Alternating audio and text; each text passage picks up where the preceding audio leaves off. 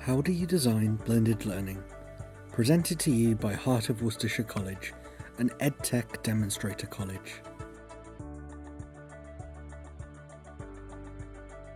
When designing blended learning, one size does not fit all. Approaches to blended learning can and should be flexible as learners progress.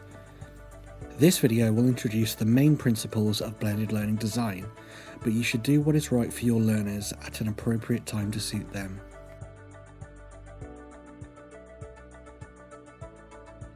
Some of the main principles of blended learning design should include ensuring all learning resources are accessible. Any online learning materials need to meet the Web Content Accessibility Guidelines. Learning in both face-to-face or online environments need to be sequenced appropriately to continually build on prior learning and prepare for future learning. Digital tools should be used to support and assist the main pedagogical approach, so try not to design learning around technology. Offer regular opportunities to demonstrate learning through knowledge checks or demonstration, and ensure the structure of online activities are presented in a consistent format across subject areas. Learners will then know how and where to access learning.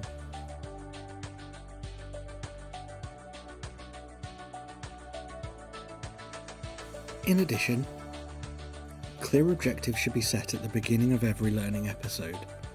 This ensures learners know what you would like them to achieve and how they can achieve it. Asynchronous or independent activities should be supported with synchronous live sessions. Try to alternate activities from week to week. Build in appropriate time for meaningful feedback. And personalise online learning as much as possible. Access rights on your local virtual learning environment, or VLE, can be restricted or released in stages to ensure learners complete tasks appropriately before moving on. Variety is key.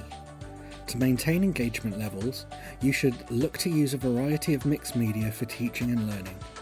Some examples can include demonstration videos, podcasts, interactive learning resources, reading chapters, infographics, webinars, and scenario examples or problem-based learning. Many of these examples can be used either by the teacher delivering a session to the learner, or even the learner creating them as a part of their demonstration of knowledge. You should also look to integrate knowledge checks into each activity to embed the learning.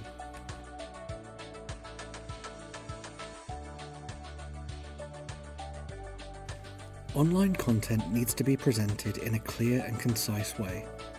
This makes it as easy as possible for learners to access the materials and understand the sequence it is intended to be completed in. All virtual learning environments, or VLEs, have different user interfaces, but consistency is key regardless of what platform is used. For example, VLE pages could be broken down into course or class, followed by the unit and then the week number.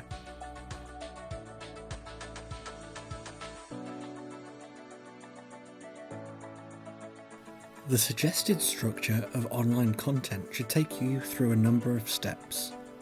Firstly, introduce the topic. Then, look to outline the objectives for the session. There should be asynchronous or independent learning tasks, followed by theoretical input such as an interactive learning resource, videos, reading chapters, or listening to podcasts. Don't forget that asynchronous tasks should be supported with knowledge checks to assist with engagement and ensure learning has taken place. Then look to use collaborative tasks to get learners working in pairs or smaller groups, the setting of extension activities for those who may progress at a quicker pace to others, and flip tasks for learners to share and present back during synchronous sessions.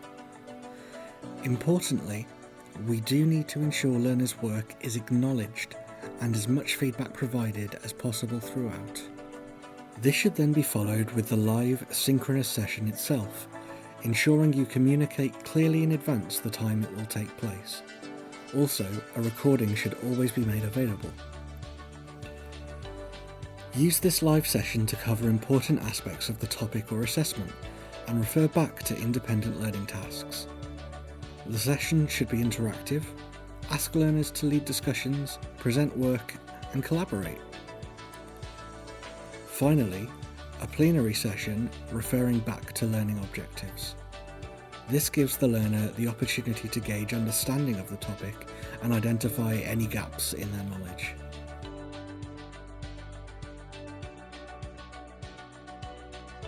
Now that you've seen a good example of how online learning should be structured, here are some suggestions for synchronous activities which you could include. Live quizzes, live demonstrations, guest speakers, use of breakout rooms for collaborative tasks, learner presentations, live links to other classes, the use of digital tools to share and showcase work, use whiteboard features for demonstrative purposes, or offer a Padlet wall for learners to post questions before, during, or after the session.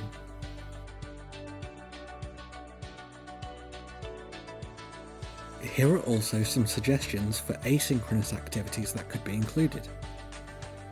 Ask learners to research certain topic areas and post their findings on Padlet walls or curate a topic page. Use videos and support with question lists or a discussion. Give students different pieces of information and set a scavenger hunt requiring them to communicate with each other to piece together the entire topic. Set a reading, watching or podcast list and prepare tasks to complete in response. Pose a question to the group and generate a thread on a discussion board. Task students to build a mood board. Ask students to do a short video on a subject in the style of a TED Talk or subject vlogs. Or task students to build an infographic around a subject area.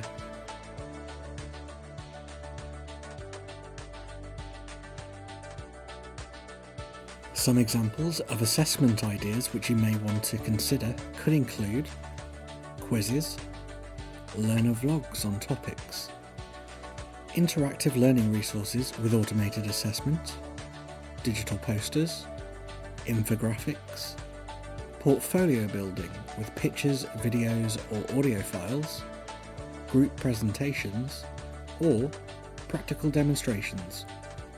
But most importantly, not forgetting that feedback should always be provided to keep learners engaged and motivated.